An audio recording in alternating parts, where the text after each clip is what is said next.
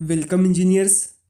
आज हम DF CCI JE civil engineering के प्रीवियस ईयर के क्वेश्चंस करेंगे और ये इसका पार्ट 2 है, तो प्लीज़ आप लोग वीडियो को पूरा देखिएगा। आपका पहला क्वेश्चन है, which of the following is the property of good quality of stones. यहाँ पर आपको नीचे कुछ पॉइंट दे रखे हैं और आपसे पूछा है कि कौन सा जो है गुड क्वालिटी का स्टोन अपने पास रखता है। Crushing strength greater than 1000 kilogram centimetre square. आपके स्टोन की जो क्रशिंग स्ट्रेंथ होती है वो 1000 किलोग्राम सेंटीमीटर स्क्वायर से ज़्यादा होती है। Specific gravity should be greater than 2.6। आपके स्टोन की जो स्पेसिफिक ग्रेविटी होती है वो 2.6 से ज़्यादा होनी चाहिए। और आपका ऑप्शन सी दे रखा है, stones should be well seasoned before putting into use. यहाँ पर आपसे पूछा है कि पत्थर को यूज करने से पहले अच्छी प्रकार से सीजन्ड करना चाहिए। यहाँ पर आपको स्टोन के रेफरेंस में दिए गए ये तीनों ऑप्शन आपके राइट हैं।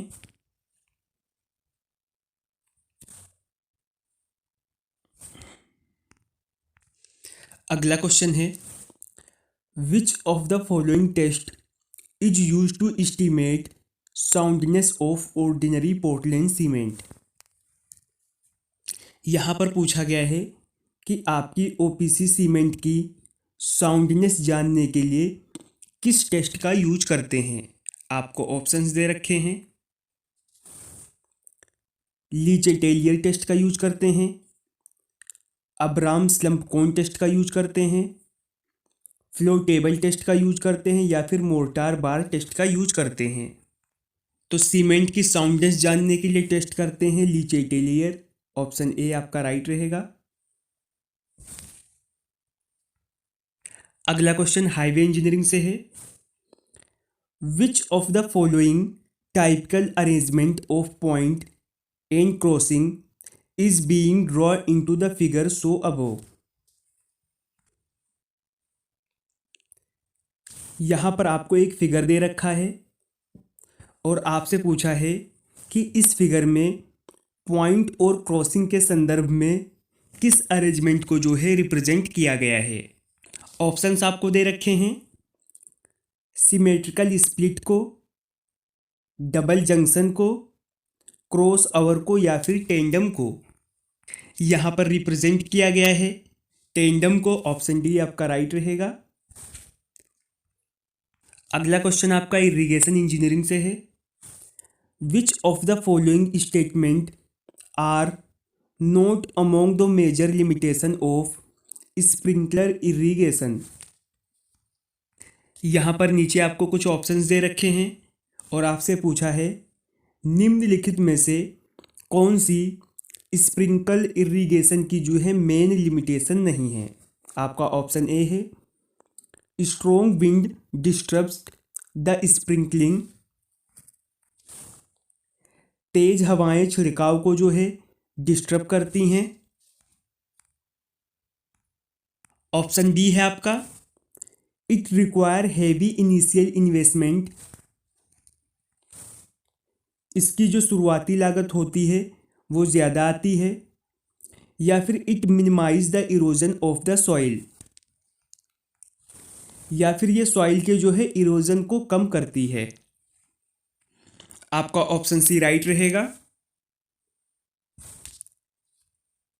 अगला क्वेश्चन है, dash is the rigid dam which is constructed इधर विद स्टोन और ब्रिक मेसनरी और मास कंक्रीट। यहाँ पर आपसे पूछा है वो कौन सा जो है ठोस बांध होता है जो पत्थर से या ईंट चिनाई से या फिर भारी कंक्रीट से बनाया जाता है।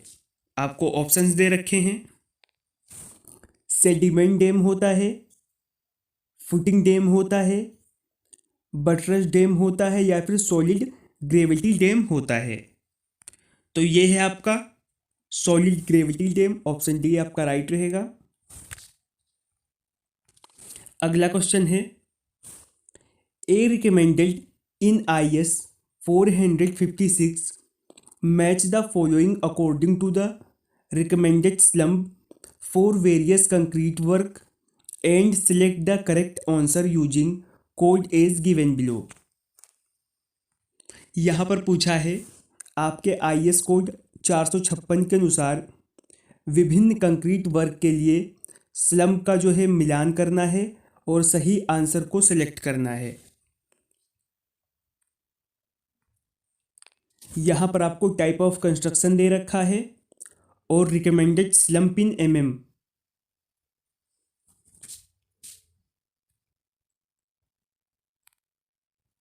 यहाँ पर आपसे पेमेंट, अनरेनफोर्स्ड फुटिंग, रेनफोर्स्ड फाउंडेशन और कॉलम के लिए जो है स्लम्प की वैल्यू पूछी गई है।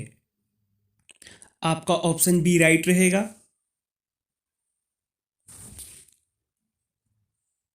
नेक्स्ट क्वेश्चन है, the type of concrete in which preliminary tests are performed for designing the must and it is also used for all the 7 type of grades of cement is known as।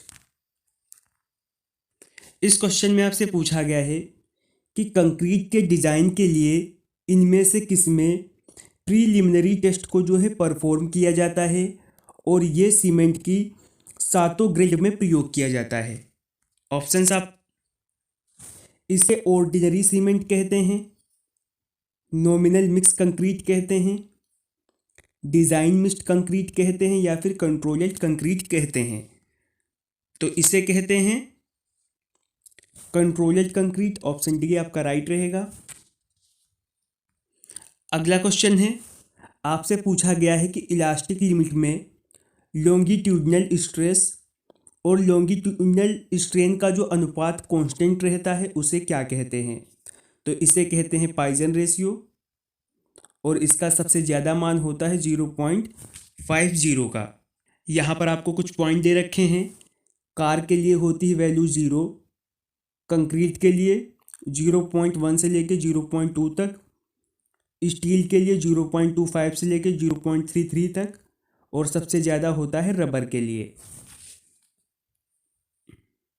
अगला question है, in the pile foundation which type of pile act as column the transmit the load through weak soil to firm stratum at the greater depth. इस question में पूछा गया है कि आपकी pile foundation में किस टाइप की पाइल जो है वो कॉलम की तरह व्यवहार करती है और लोड को कमज़ोर सॉइल से स्थायी परत पर ज़्यादा डेप्थ में ट्रांसफ़र करती है। ऑप्शंस आपको दे रखे हैं। उसे फ्रिक्शन पाइल कहते हैं, फुटिंग पाइल कहते हैं, कंपैक्शन पाइल कहते हैं या फिर इंड बियरिंग पाइल कहते हैं। तो इसे कहते हैं end bearing pile, option D आपका राइट रहेगा। अगला क्वेश्चन है, in which type of foundation the length is considerable greater than its width. यहाँ पर पूछा है कि किस टाइप की नींव में लंबाई जो है वो चौड़ाई से ज़्यादा होती है। ऑप्शंस आपको दे रखे हैं। उसे पाइल फाउंडेशन कहते हैं, राफ्ट फाउंडेशन कहते हैं, फुटिंग कहते हैं या फिर स्ट्रिप फाउंडेशन कहते हैं। तो इसे कहते हैं स्ट्रिप फुटिंग, ऑप्शन डी आपका राइट रहेगा। नेक्स्ट क्वेश्चन है, according to the soil mechanics which type of soil is not fully consolidated under the existing overburden pressure. यहाँ पर पूछा है आपके सॉइल मैकेनिक्स के अनुसार इनमें से कौन सी सॉइल ज़्यादा प्रेशर पर फुली कंसोलिडेटेड नहीं होती है। ऑप्शंस आपको दे रखे हैं। Under consolidated soil, compress soil, normally consolidated soil या फिर प्री कंसोलिडेटेड सॉइल। आपका ऑप्शन ए राइट रहेगा। नेक्स्ट क्वेश्चन है, in the soil mechanics the foundation engineering the ratio of density of solid to that of water at a given temperature is termed as days of a soil solids.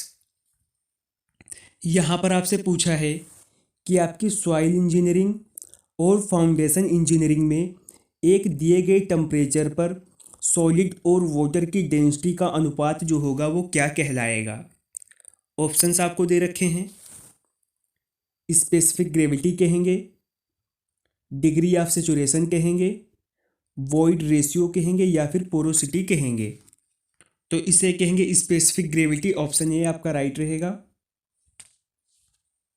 अगला question है, at constant temperature the fluid whose viscosity does not change with the rate of deformation is called. यहाँ पर आपसे पूछा है कि आपके constant temperature पर वह प्रवाह जिसको विस्कोसिटी जो है शियर स्ट्रेस के साथ चेंज नहीं होती है उसे क्या कहते हैं। ऑप्शंस आपको दे रखे हैं, उसे रियल फ्लड कहते हैं, न्यूटोनियन फ्लड कहते हैं, आइडियल फ्लड कहते हैं या फिर नॉन न्यूटोनियन फ्लड कहते हैं। तो उसे कहते हैं न्यूटोनियन फ्लड, ऑप्शन बी आपका राइट रहेगा। फिर आपका अगला क्वेश्चन है, which of the following factors affect the per capita demand of water. यहाँ पर पूछा है निम्नलिखित में से कौन सा फैक्टर जो है पानी की डिमांड को प्रभावित करता है। ऑप्शंस आपको दे रखे हैं, क्लाइमेटिक कंडीशंस ऑफ रीजन, क्षेत्र की क्लाइमेटिक कंडीशन के कारण, industrial commercial activities of the region, region की जो है इंडस्ट्रियल कमर्शियल एक्टिविटी के कारण, या फिर पॉपुलेशन से। तो ये तीनों ऑप्शंस आपके राइट रहेंगे।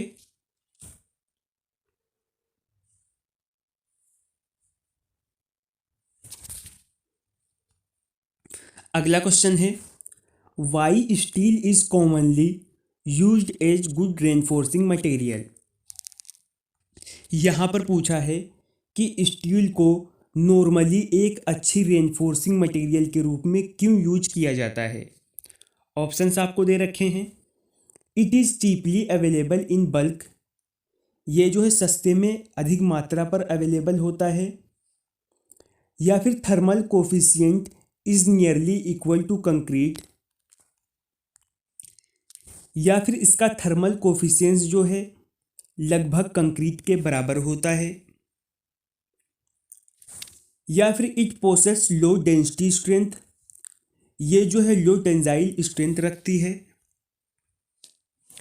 या फिर it develops good bond with concrete, ये कंक्रीट के साथ में जो है अच्छी बॉन्ड उत्पन्न करती है। इसमें से आपसे पूछा गया है कि सेलेक्ट द करेक्ट ऑप्शंस। आपके तीन ऑप्शंस राइट रहेंगे।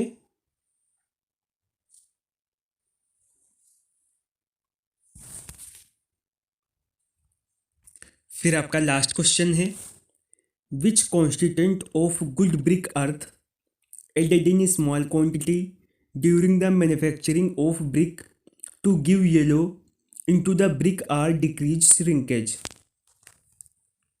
यहाँ पर आपसे पूछा गया है कि ईंट बनाने के दौरान इनमें से कौन सा एक गुड ब्रिक के लिए अवयव जो है वो थोड़ी सी मात्रा में मिक्स किया जाता है जो पीले रंग और श्रिंकेज को घटाने के लिए होता है। ऑप्शंस आपको दे रखे हैं, ऑक्साइड ऑफ आयरन का यूज करते हैं, सिलिका का यूज करते हैं, मैग्नीशिया का यूज करते हैं, या फिर एल्यूमिना का यूज करते हैं। तो यहाँ पर यूज करते हैं मैग्नीशिया का, ऑप्शन सी आपका राइट रहेगा। तो आज हमने DFCCIL JEE सिविल इंजीनियरिंग के प्रीवियस ईयर का पार्ट जो है सेकंड कंप्लीट कर लिया है।